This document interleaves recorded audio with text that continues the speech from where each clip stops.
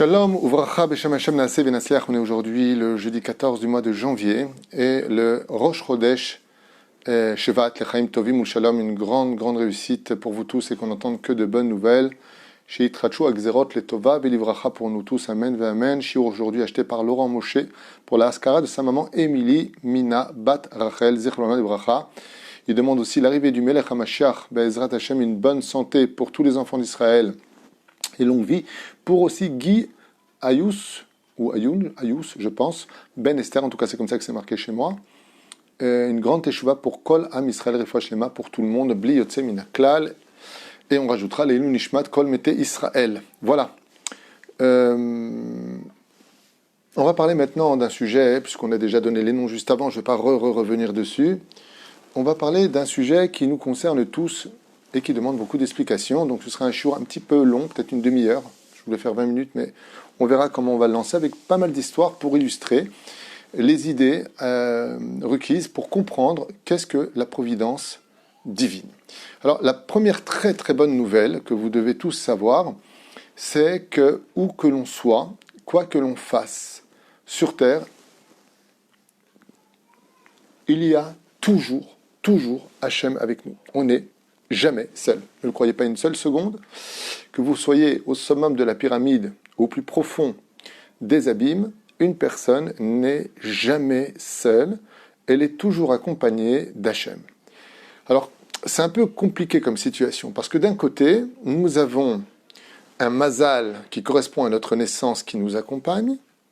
De l'autre côté, et si quelqu'un vous dit que c'est n'importe quoi, ne le croyez pas, c'est lui qui connaît rien, je le dis avec beaucoup d'humilité.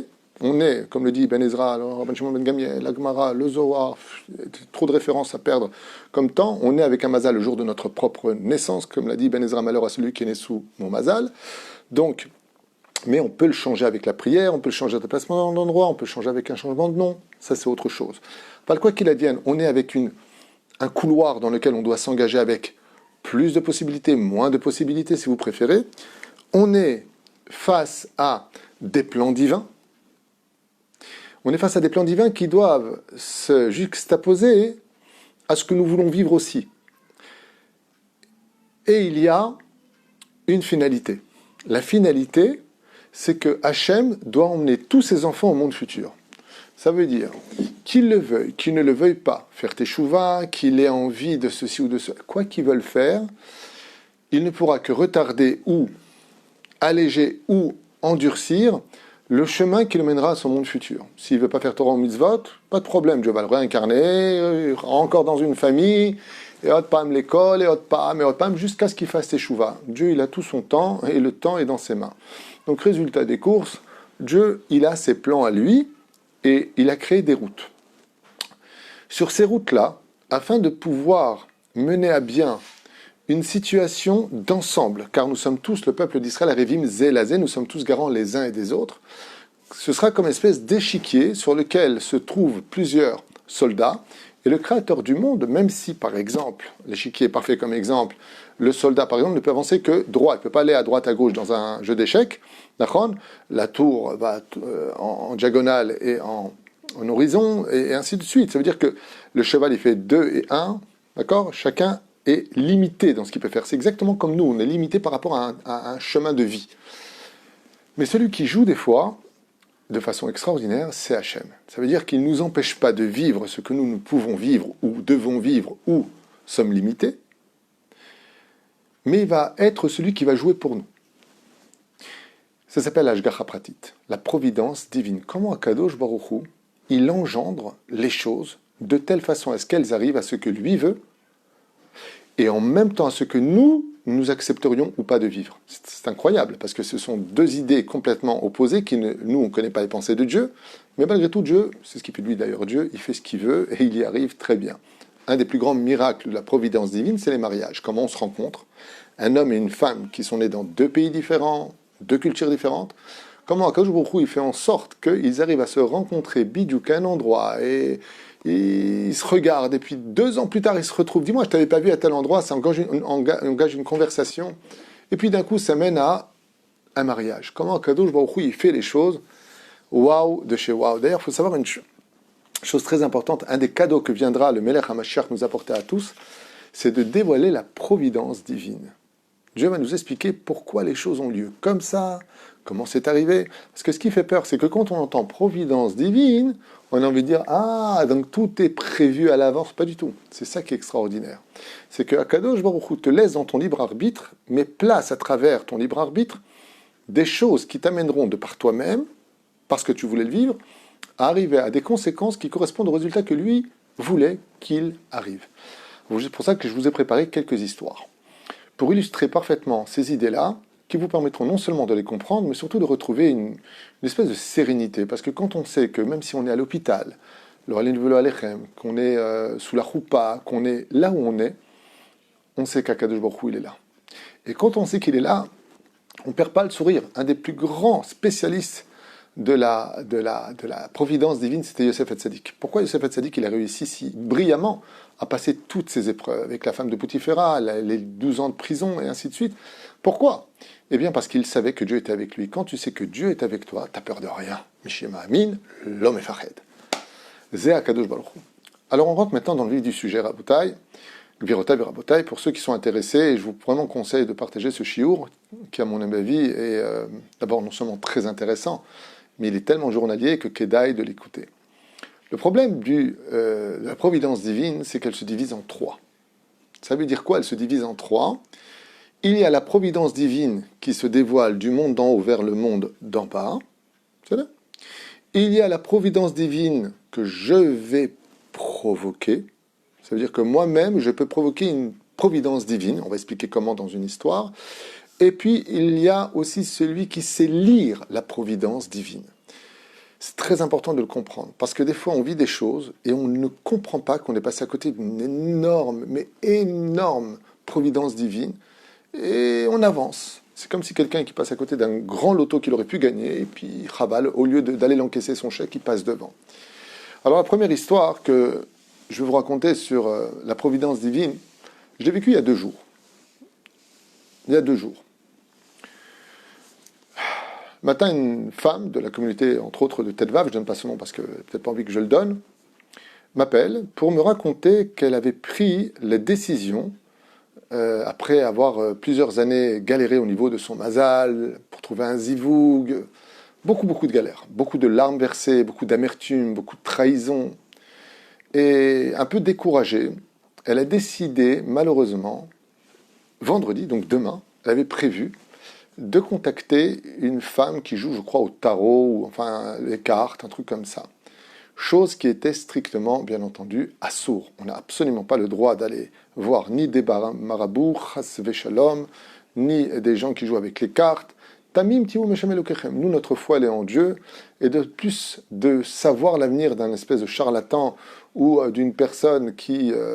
je vous dis un truc, ces gens-là qui jouent aux cartes et qui vous disent l'avenir avec le café et toutes sortes de ch'touillottes, ils sont dans une pagaille financière incommensurable, ils n'arrivent pas à sortir de leurs propres problèmes, ils ont des problèmes de schlombeit eux-mêmes, ils ont des problèmes et ils veulent aider les autres. Donc déjà, réfléchissez un petit peu, comme avait dit un jour Coluche, dans un sketch, il avait dit « Je suis parti voir une bohémienne, j'ai tapé à la porte, elle m'a dit qui c'est ?» Alors je lui ai répondu « Si tu n'es pas capable de savoir qui est derrière la porte, comment tu vas savoir me dire mon avenir de demain ?» Bon, choses qui sont tellement évidentes, ce côté de Madame Soleil est strictement interdit, mais elle, poussée par l'angoisse et puis le désespoir, elle avait décidé, pris contact donc pour rentrer avec une personne qui serait capable de lui dévoiler pourquoi son mazal est bloqué, pourquoi elle ne trouve pas de mari, pourquoi ceci, pourquoi cela. Et puis voilà que vers le matin, alors que son portable était éteint sans aucune raison, démarre un cours tout seul. Tout seul. De qui?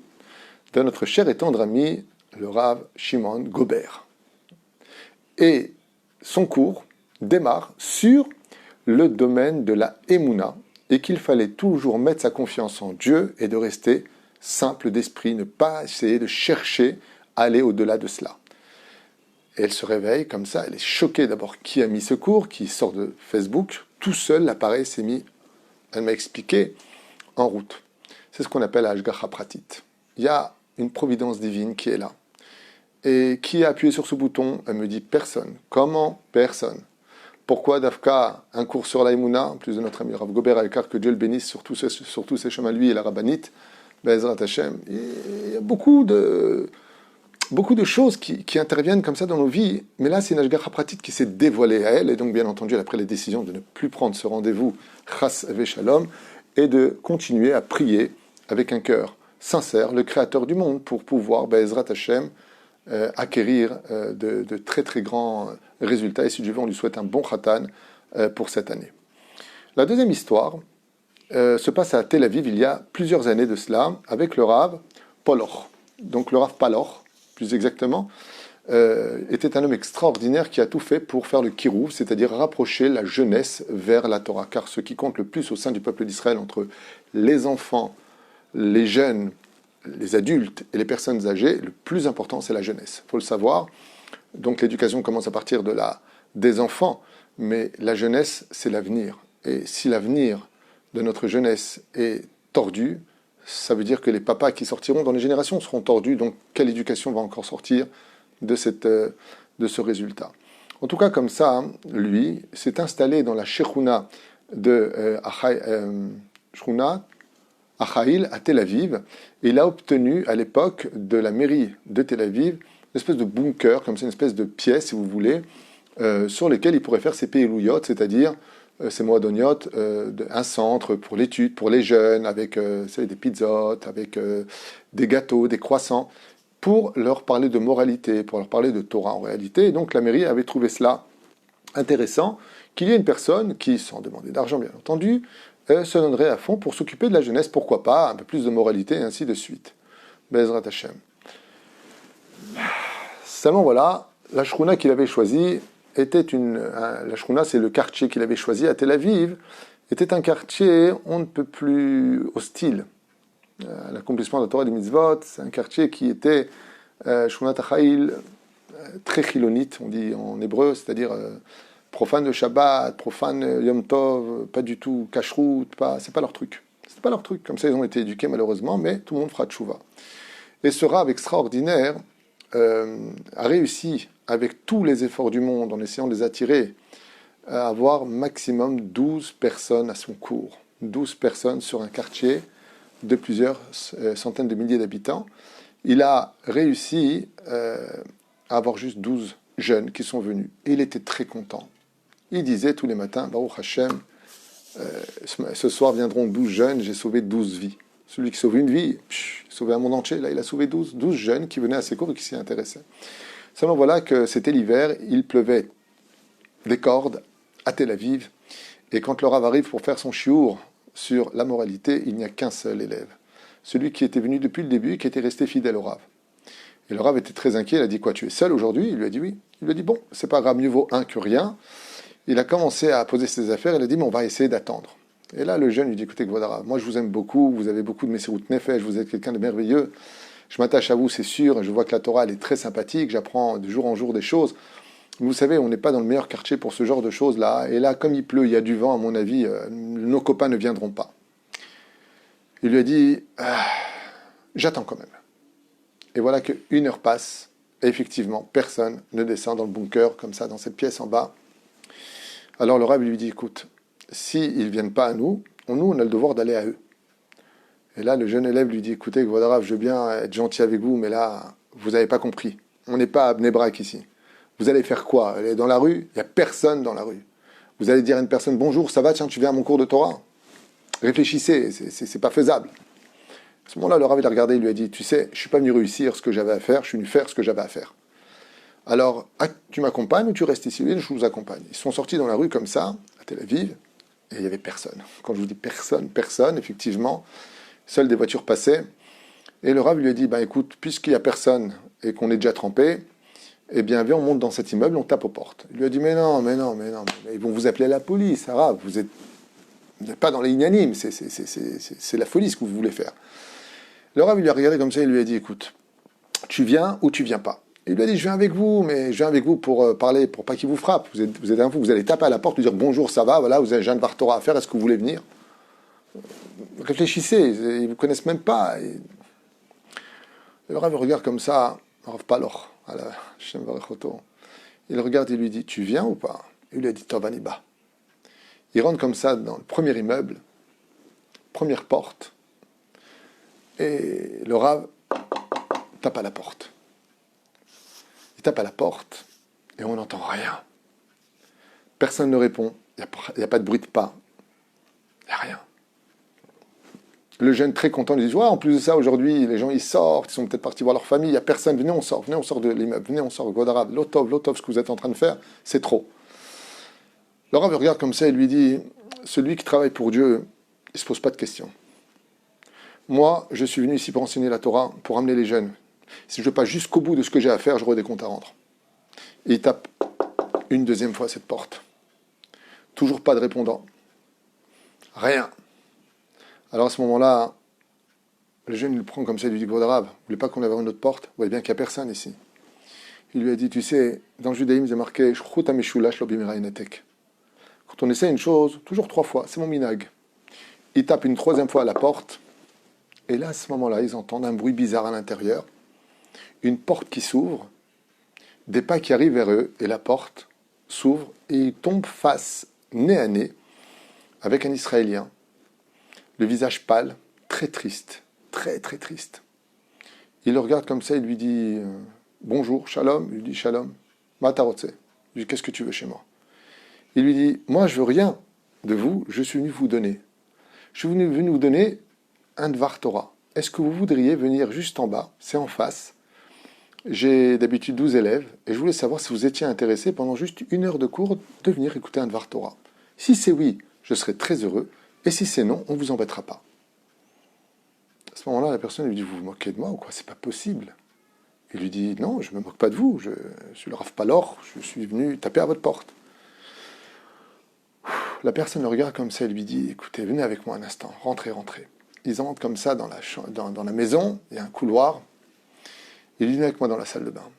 Et là, quand ils ouvrent la salle de bain, choqué par ce qu'ils voient, il voit une corde qui est placée sur un énorme tuyau qui passait, un tabouret.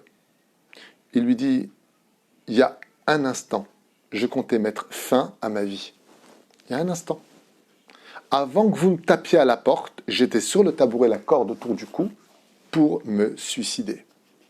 Parce que j'ai personne, je ne connais personne, ma famille est fâchée contre moi, j'ai pas de goût à la vie, j'ai pas réussi à me marier, j'ai pas réussi à ceci. Donc je me suis dit, de toute façon, qui va me pleurer? C'est quoi la vie? C'est se lever le matin et dormir le soir, ça ne m'intéressait plus. Mais quand j'ai mis la corde autour du cou, je pensais à Dieu bizarrement. Je n'ai pas été un croyant toute ma vie, j'ai jamais fait Shabbat ni rien. Mais j'ai dit, je comprends pas. Voilà, je vais mettre fin à ma vie. S'il y a un bon Dieu, si vraiment il y a un bon Dieu, si j'ai un peu de valeur en tant que juif à vivre sur terre, donne-moi un signe que toi, la Torah, tu voudrais peut-être de moi. Je ne sais pas ce qu'est la Torah, mais ce que je voudrais, c'est que tu me donnes un signe que peut-être la Torah voudrait de moi. Et peut-être qu'avec la Torah, je ferai des nouveaux amis, et ainsi de suite. Au moment où je prononce cette phrase, j'entends à la porte, qui va taper à ma porte? Alors j'ai dit à Dieu, bon, on vient de taper à la porte, c'est peut-être, ils sont trompés pour les pizzas, livraison, je ne sais pas quoi, je ne prends pas ça en compte. S'il tape 3 fois de suite à la porte, je saurai que c'est toi. Et vous avez tapé 3 fois. Alors j'ai enlevé ma corde de mon cou. Et le pire, c'est que je suis face à un rabbin qui me propose de venir écouter la Torah. Sachez, monsieur, que vous venez de sauver la vie d'un juif. Quelques années passent. Et on raconte cette histoire pendant un séminaire à Haïfa. Et une personne lève la main comme ça, avec une kippa, petite barbe. Il se lève devant tout le monde et dit « Je peux confirmer votre histoire parce que l'homme dont vous parlez de Tel Aviv qui voulait se suicider, c'est moi. » Cet homme, non seulement il a fait Teshuvah avec un Itrazek, ça s'appelle la providence divine. Comment Kadosh Baruch Hu Boré Olam, il engendre que nous fassions des choses, que nous allons provoquer des choses, nous allons compléter des choses. Au niveau de l'intellect, il faut être débile pour faire ce qu'a fait le Rav, taper à une porte, un quartier hostile au judaïsme, à la Torah, dire tu veux venir à un Dvar Torah, c'est pas logique. Aval, cet homme-là a été poussé par une destinée, par un besoin d'accomplir sa mitzvah de juif, et il n'attendait aucun résultat. Alors Akadosh Baruch Hu l'a utilisé pour une providence, pour un autre juif. La deuxième histoire que je vous ai préparée, c'est provoquer la providence divine. Alors, Cette histoire a eu lieu à peu près il y a 9 ans. Ça se passera à Brooklyn, avec deux frères qui possédaient une très très très belle bijouterie de luxe. Pas une bijouterie standard, une bijouterie pour les gens qui avaient beaucoup d'argent. Et installés donc à Brooklyn, Albert et Yitzhak Farahi, c'est leur nom. Vous retrouverez d'ailleurs cette histoire dans le Kikar Shabbat, dans le journal orthodoxe, puisqu'elle a été racontée là-bas et enregistrée là-bas. Vous pouvez l'entendre, puisque celui qui l'a vécu le raconte à la radio. Et donc je l'ai copié pour vous la faire partager, parce que la providence divine est incroyable dans cette histoire. Donc ces deux frères, Yitzhak et Albert, décident de faire Shabbat ensemble avec leur famille. Et voilà que le vendredi soir, ce sont des gens pieux, très religieux, qui étudient la Torah tous les jours et en même temps qui ont une très bonne parnassa grâce à leur boutique, grâce à Dieu. Baruch Hashem. Et voilà que le vendredi soir, alors qu'ils étaient en train de chanter en l'honneur de Dieu, l'épreuve commence. Le téléphone sonne. Il y a 9 ans de cette histoire, comme je vous l'ai dit. Le téléphone sonne et les deux frères se regardent comme ça et ils sont chez Yitzhak. Donc Albert est invité chez Yitzhak. Et Yitzhak, il regarde, c'est bizarre qu'on nous appelle, tout le monde sait qu'on est religieux et qu'on ne répond pas au téléphone le vendredi, le Shabbat. Et le téléphone ne cesse de sonner. Quand ça sonne une fois, 2 fois, 3 fois. Alors, à un moment, tu dis, mince, c'est peut-être urgent, il y a peut-être Pikuach Nefesh. Seulement, Albert, il dit à Yitzhak, bon, qui ça peut être pour qu'il y ait un Pikuach Nefesh? Notre famille, elle est là.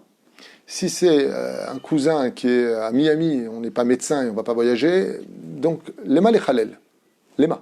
S'il n'y a pas de Pikuach Nefesh Vada'i, pourquoi je ne vois pas l'intérêt. Comme ils ne répondaient pas au téléphone, leur système de téléphone faisait enclencher les enregistrements, les messages qui étaient restés. Et d'un coup, après avoir laissé passer plusieurs fois le téléphone sonner, s'enclenche la messagerie.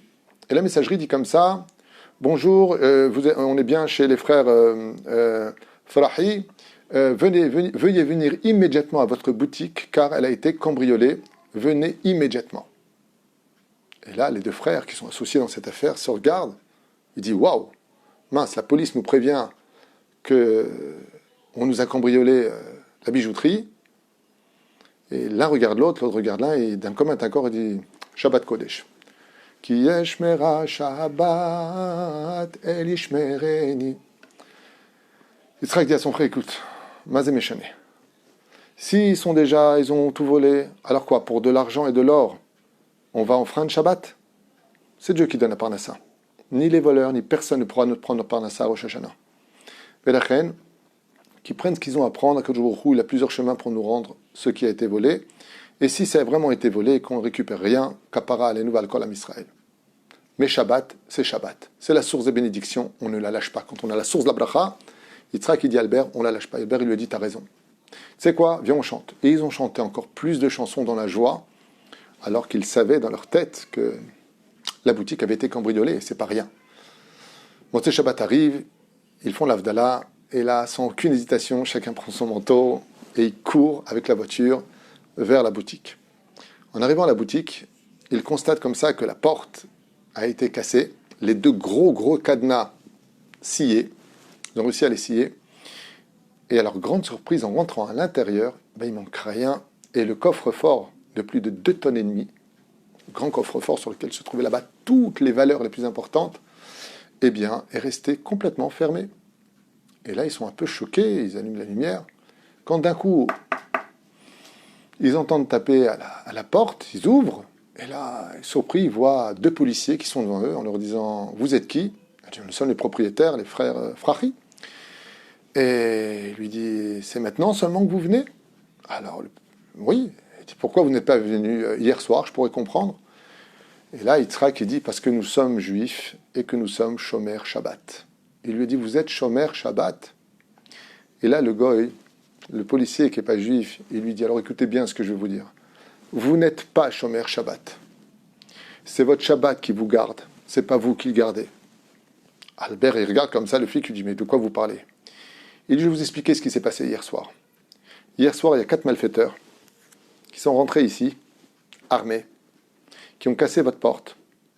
Et une fois qu'ils se sont retrouvés à côté de votre coffre-fort, ils ont compris qu'ils ne pourront ni le déplacer ni l'ouvrir. Vous avez un coffre-fort beaucoup trop moderne pour eux. Qu'est-ce qu'ils ont fait? Ils vous ont appelé. Ils vous ont appelé vous disant de venir immédiatement à la boutique parce que vous aviez été cambriolé. Leur but était que vous veniez, une fois que vous veniez avec un revolver sur la tempe, vous forcez à ouvrir le coffre et vous mettre une balle dans la tête pour ne pas qu'il y ait de témoins. Donc, si vous n'êtes pas venu hier soir grâce à votre Shabbat, sachez que c'est votre Shabbat qui vous a gardé. C'est ce qu'on appelle provoquer la providence. Quand je reste fidèle à la Torah, quand je reste avec la Torah, j'ai une deuxième histoire à raconter que j'ai vécue il y a plusieurs années, à l'époque, d'une jeune fille juive qui m'avait raconté comme ça, histoire rapide que je n'avais pas prévu de vous raconter, mais qui vraiment vaut le coup d'être entendue. C'est une fille juive qui m'avait raconté qu'elle avait pris un seul cours de Torah dans sa vie sur l'importance de se préserver pour la choupa, de ne pas toucher un garçon. Et ce n'est pas une fille religieuse spécialement. Et elle a rencontré une personne qui lui plaisait beaucoup. Et bien entendu, la personne l'a emmenée vers la direction du lit. Et quand elle est arrivée presque à faire la faute, elle lui a dit stop, stop, stop, stop, stop, je sais pas, j'ai écouté un cours de Torah et il ne faut pas que tu me touches, c'est pas bien ce qu'on est en train de faire. J'ai l'impression que je pourris mon mazal. Laisse-moi tranquille, ne me touche pas, elle lui a dit. Et la personne lui dit ouais, t'es une bêcheuse, pour qui tu te prends? Ils se sont pris la tête, résultat des courses, lui il l'a envoyé balader et elle est partie. Cette fille m'a raconté que Mina Shamaim, elle a appris quelques mois plus tard que ce garçon, Lo Aleinu Velo Alechem, avait le sida et qu'il était tellement en colère de sa maladie, de cette situation, qu'il avait décidé, je ne sais pas s'il était juif ou pas, je vous dis franchement, mais qu'il avait décidé de la faire partager avec les autres, tellement il avait de la haine contre la vie. Et cette fille m'a dit, vous vous rendez compte de ce que j'ai failli vivre? J'ai failli aller avec une personne qui m'aurait transmis le sida, tout simplement parce qu'il a su trouver les mots qu'il fallait. Et comment Dieu il a fait en sorte que le seul cours de Torah que j'ai entendu, c'était sur se préserver de ce genre de choses. Mina Shamaim, la providence était avec moi. La troisième histoire, je vous raconterai plusieurs histoires pour la providence, pour illustrer plus clairement qu'est-ce que la providence divine. Donc on a vu comment elle apparaissait, on a vu comment on la provoquait. Ça veut dire que je reste fidèle à la Torah et les mitzvot. Le fait d'avoir été shomer Shabbat, ça leur a évité de mourir pour de l'argent. Et non seulement ils n'ont rien perdu, mais de qui plus est, ils ont gardé une grande valeur, celle de la Makor HaBeracha, la source de bénédiction qui est le Shabbat, ne pas enfreindre Shabbat pour de l'argent. Et la troisième histoire que je vais vous raconter se passe, c'est une histoire incroyable, c'est savoir lire la providence. Très souvent, on vit des choses, mais on ne lit pas la providence. Et cette histoire-là, elle m'a beaucoup touché. Et j'aimerais vraiment la partager avec vous parce qu'elle est très, très, très belle. Elle est petite, cette histoire, mais qu'est-ce qu'elle est riche à l'intérieur. On est à Kiryat Sins, à Netanya, il y a plus de 22 ans, il y a plus de 30 ans de cette histoire, où un chassid décide de faire un loto, et les mazalos, alors qu'il a toujours été extrêmement pauvre, il gagne 20 millions de shekels, et c'est le seul gagnant en Israël. 20 millions de shekels, à l'époque, il y a 30 ans. Vous vous rendez compte le nombre d'appartements qu'il aurait pu acheter, au moins 60. Il y a 35 ans en arrière. C'est Lo-Yehuman qui est sous-part. Et peut-être un peu moins, je ne me rappelle plus exactement des années, peut-être 28 ans, peu importe. Et comme un fou, donc il arrive comme ça pour encaisser le chèque. Alors il met le masque parce qu'il ne veut pas qu'on voit que c'est un religieux, il ne veut pas qu'on voit son visage. C'est le mec qui met un masque comme ça de Pinocchio ou je ne sais pas quel. Voilà, j'ai pris le chèque, il est comme un fou et il le met sur son compte bancaire. Bien entendu, les impôts viennent demander leurs 35% immédiatement. Et lui, il est comme un fou et la première chose qu'il va organiser, alors qu'il n'a pas une thune, il vient de gagner 20 millions de shekels, c'est petit 1, prélever le maaser pour avoir la baracha. Il réfléchit bien qui va le donner, qui ne va pas le donner, comment il va organiser son maaser. C'est un chassid, donc il est certain que Bezrat Hashem, avec lui, il y aura beaucoup de recettes qui va être fait. Puis, la première chose qu'il organise, dans la grande salle de la synagogue, c'est une Seudat Odaya. Remercier Hashem, dire Nishmat Kol Chai, Toda Rabba Hashem. 3 jours plus tard, après avoir fait cette très grande Seuda, qui lui a coûté bonbon, il reçoit une lettre, comme quoi qu'il y a eu un bug à l'ordinateur et qu'il n'est pas le gagnant. Il n'est pas le gagnant. C'est souvent arrivé, je vous le dis. Il y a encore eu récemment une histoire avec ça, avec la Teudat Zéhout et ainsi de suite. Et donc le loto demande de rendre immédiatement tout l'argent. Alors qu'il venait de préparer le chèque pour l'envoyer aux impôts, il arrête tout, il envoie une copie de cette lettre aux impôts disant que Bassoff il n'a pas gagné. Et dans une joie immense, il rend l'argent. Et là, tous ses copains, ses amis, les conseillers, même un avocat, Il dit, mais non, attendez, vous n'avez pas... Pourquoi vous leur rendez l'argent? Trouvez maintenant un deal avec eux. C'est eux qui ont fait l'erreur, le bug vient de leur côté. Et le chassid les regarde en disant, pas du tout. Tout comme Dieu me l'a envoyé, pour 3 jours j'ai été riche de 20 millions de shekels, Baruch Hashem, je veux surtout le rendre si Dieu veut que je le rende. Et cet homme-là, sans aucune hésitation, rend les 20 millions de shekels. Le plus incroyable de l'histoire, c'est qu'il réorganise une Seudat Hodaya encore plus grande. Donc il s'emprunte de l'argent dans un gmach, il n'a plus d'argent. Et il organise une Seudat Hodaya encore plus grande. Et là-bas, il fait un Nishmat Kol Chai de tout son cœur, en remerciant Hachem de toute son âme. Et il leur dit, vous vous rendez compte comment Akadosh Baruch Hu, il fait les choses. Vous vous rendez compte qu'il m'a rendu, moi qui ai toujours été pauvre, multimillionnaire, 20 millions de shekels pendant 3 jours. Il n'y a que Dieu qui pouvait faire ça. Et il est comme un fou. Quand la Séouda finit, il y a 2 de ses amis qui viennent le voir et lui disent, tu peux nous expliquer cet enthousiasme? Nous aussi, on est dans la Torah les Mitzvot, mais là, on ne pige pas. Et le chassid leur a regardé comme ça, il leur a dit, vous ne pigez pas parce que vous ne comprenez pas la providence divine. Il lui a dit, toi, tu peux nous expliquer qu'est-ce qui t'a mis tellement en joie d'avoir eu 20 millions, de les perdre, et tu es encore plus heureux de les avoir perdus que de les avoir gagnés. Tu peux m'expliquer? Et je vais vous expliquer. La Gemara, il nous dit que quand un décret s'abat sur un homme et qu'il doit mourir, lo alun velo alechem, et que cette personne, elle a acquis du mérite, et que ce mérite se tient devant le trône divin pour annuler le décret. Le problème, c'est que l'ange de la mort, il est descendu. Il ne peut pas remonter les mains vides. Qu'est-ce qu'il fait? Et là, il regarde les 2 amis qui étudient la Gemara, il lui dit, il lui prend l'argent en général. Pourquoi? Ani chashuv kemet, car le pauvre est considéré comme mort. Et à ce moment-là, il leur dit, vous vous rendez pas compte. Moi, il n'y avait rien pour annuler mes décrets dans le monde d'en haut. Qu'est-ce qui va me prendre comme argent? J'ai rien. J'ai un lit qui est pourri, j'ai une chaise qui tient à peine, j'ai rien. Qu'est-ce qu'a fait Boré Olam? Je vous explique. Il m'a envoyé 20 millions de shekels. Il m'a envoyé 20 millions de shekels pour qu'il y ait quelque chose à prendre chez moi. Et 3 jours plus tard, soit 72 heures Gematria Yud Kevav Kebeyudin, il leur dit le chassid, il m'envoie une erreur, bug de je sais pas qui, je rentre pas dans ses comptes, pour me reprendre cet argent. J'ai fêté une Seudat Hodaya d'être certain de vivre longtemps aujourd'hui. Parce que chez Dieu, il n'y a pas d'erreur de bug, il n'y a pas quand il veut rendre riche, il rend riche, quand il veut rendre pauvre, il rend pauvre. Seulement, j'ai su dire une chose. Pourquoi Dieu m'aurait donné 20 millions de shekels pour me les reprendre? Quel intérêt? C'est horrible de dire à une personne, viens, je te donne la joie pour te rendre triste. Dieu n'est que bon. Et s'il est que bon, et qu'il m'a repris aussi vite qu'il m'a donné, c'est pour m'éviter quelque chose de beaucoup plus grave. J'ai appris hier que cet homme avait vécu jusqu'à l'âge de 97 ans, et qu'il a eu le temps de vivre le mariage de ses petits-enfants et arrière-petits-enfants. Et que le jour de son dernier petit-enfant, arrière-petit-enfant qu'il a marié, il aurait dit sous la roupa, ça ne vaut pas plus de 20 millions de shekels que de participer à la joie de sa descendance. Quelques jours plus tard, on iftar. Kachaya Matzav. C'est ce qu'on appelle savoir lire la providence divine, qui se traduit dans la Gemara de Ta'anit Kaf Aleph, Amud Aleph, Gamzo Letova.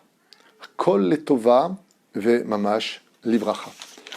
Voilà, je vous ai raconté plusieurs histoires sympathiques qui expliquent 3 dimensions de la providence divine, celle de la vivre, celle de la provoquer et celle de la dévoiler.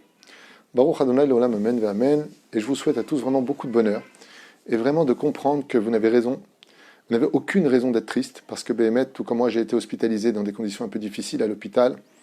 Et je me rappelle que le médecin me disait toujours, parce que le virus, quand on l'a, à ce qui paraît, il provoque un dikaon, il provoque une tristesse comme ça, une espèce de désarroi. Et je reviens, je vais très bien. Vous êtes sûr? Le matin, le soir, des psychologues rentraient dans la chambre et me demandaient si j'allais bien. Baruch Hashem, je vais bien, moralement. Attends, physiquement, j'ai du mal à respirer, appareil et tout. Aval. Ils m'ont dit, mais c'est bizarre que vous allez bien. Je voudrais expliquer, vous savez, je ne suis pas seul. Ils m'ont donné une chambre seule, j'ai eu le mérite d'avoir VIP. Et j'aurais dit, non, je ne suis pas seul. Je suis toute la journée avec Hachem. Que jour où il veut que je sois là, c'est que c'est bien. Mais il voudrait que je sois là-bas, c'est que c'est bien. C'est Kabel, Be'ava, Mamash. Parce que quand on est conscient que sur l'échiquier, on a une main qui nous aime plus que tout le monde, qui nous dirige, même si des fois on perd, même si des fois Dieu nous reprend des choses, même si des fois ça ne va pas dans le sens le plus important, quand on sait que c'est Dieu qui est derrière, on n'a aucune raison d'être triste et encore moins d'être angoissé. Baruch Adonai l'olam amen ve'amen. Bracha rebacha ve'atzlacha. Et comme je l'ai dit tout à l'heure, ce shiur était pour donc Todaraba à Laurent Moshe pour l'ascara de sa maman, Émilie Mina Bat Rachel, Zichron Livracha, et une longue vie pour Guy Ayous Ben Esther. Teshuva pour Kol Am Israël, Refoua Shlema pour tout le monde, une grande Géoula, Melech HaMashiach Tzidkenu B'meira B'yamenu, Amen, Amen. Et en même temps, je vous remercie d'acheter des shiurim. La liste s'allonge. Je vais à mon rythme, c'est pas évident. Patience, Bezrat Hashem. Vous pouvez aussi prendre, et c'est très conseillé, une journée d'études chez l'Avrechim, puisqu'on transmet automatiquement au Mashgiach d'Avrechim, qui transmet à tout le monde pour prendre une journée d'études pour la Refoua Shlema, pour l'élévation d'une personne décédée ou autre. Parce que les cours, j'essaie d'aller à mon rythme, mais je sais que ça va prendre un peu de temps. Donc merci pour ceux qui ont acheté, merci pour ceux qui continuent à acheter. Juste un tout petit peu de patience. Si c'est un jour précis, alors on le place. Si ce n'est pas un jour précis, on continue la liste dans l'ordre chronologique des choses. Mamash Todarba pour votre soutien, pour votre amour, pour votre confiance. Vetichie Torah Tono Akdosha Vatora. Kol Tov.